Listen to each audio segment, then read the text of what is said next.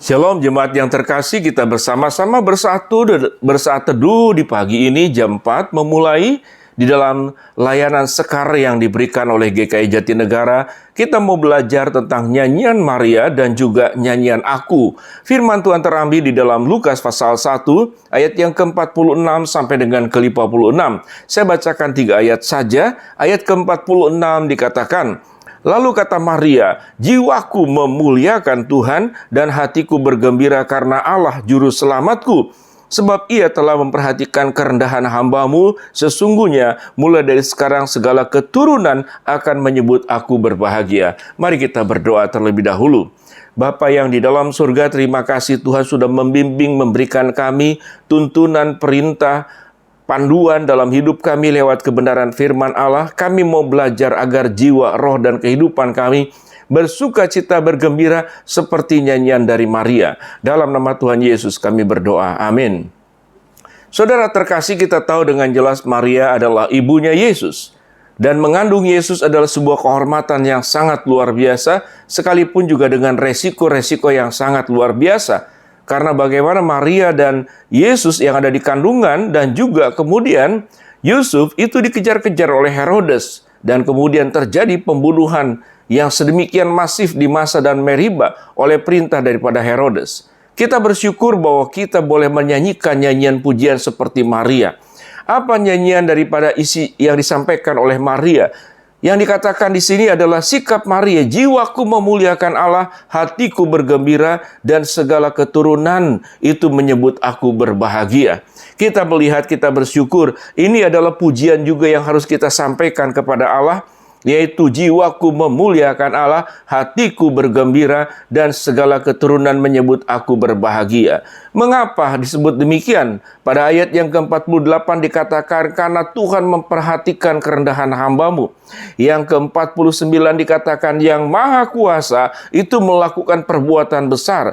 Pada ayat yang ke-50 dikatakan, rahmat-Nya turun-temurun.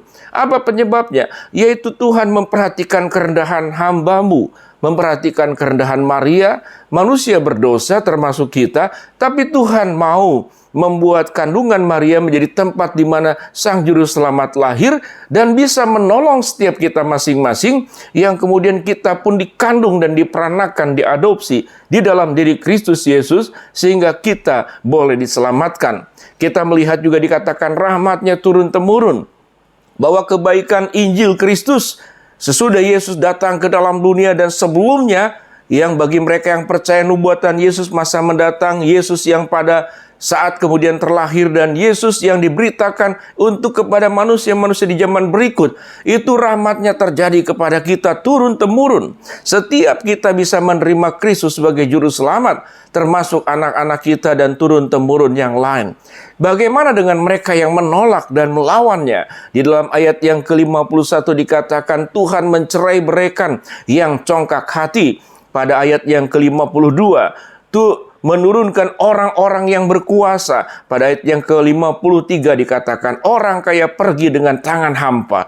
Kita melihat kekuasaan kebaikan Allah tidak bisa dibandingkan dengan kekuasaan dunia, tidak bisa dibandingkan dengan kekayaan dunia, tidak bisa dibandingkan dengan orang-orang yang arogan dan congkak seperti ayat 51 dikatakan mereka menyombongkan apa yang menjadi kepunyaan mereka, sedangkan semuanya itu adalah berasal dari Allah. Tetapi Allah yang maha tinggi, Allah yang maha berkuasa, Allah yang maha kaya, namun Allah yang rendah hati mau datang ke dalam dunia, memberikan yang terbaik di dalam hidup kita. Bukankah ini menjadi alasan kita menaikkan pujian, menaikkan nyanyian yang disampaikan oleh Maria, juga disampaikan oleh diri kita masing-masing. Sehingga tema kita sekar ini adalah nyanyian Maria, juga nyanyian diriku. Apa yang dikatakan firman Tuhan bagi mereka yang taat dan menerimanya?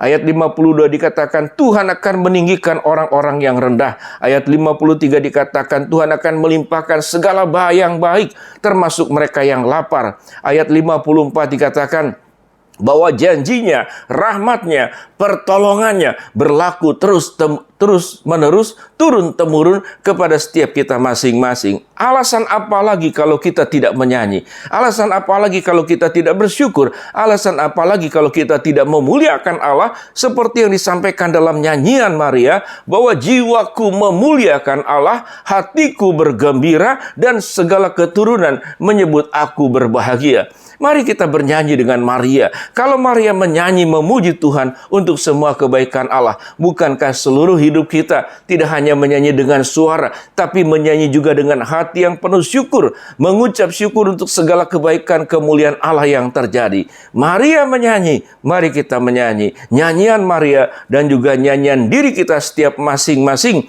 untuk mensyukuri. Tuhan memberkati kita dalam suasana Natal yang luar biasa ini. Pakaian ini saya sengaja beli untuk membawa suasana tidak hanya terjadi di tubuh kita, tapi di hati kita, di perasaan kita yang kita beritakan kepada dunia. Bahwa nyanyian Maria terjadi pada diri Maria, nyanyian diri kita terjadi pada kita, dan dunia pun bernyanyi untuk segala kebaikan, kasih, rahmat, janjinya, kemurahan Allah yang terjadi buat suasana Natal yang kita alami. Shalom, Tuhan memberkati kita semua. Mari kita tutup di dalam doa.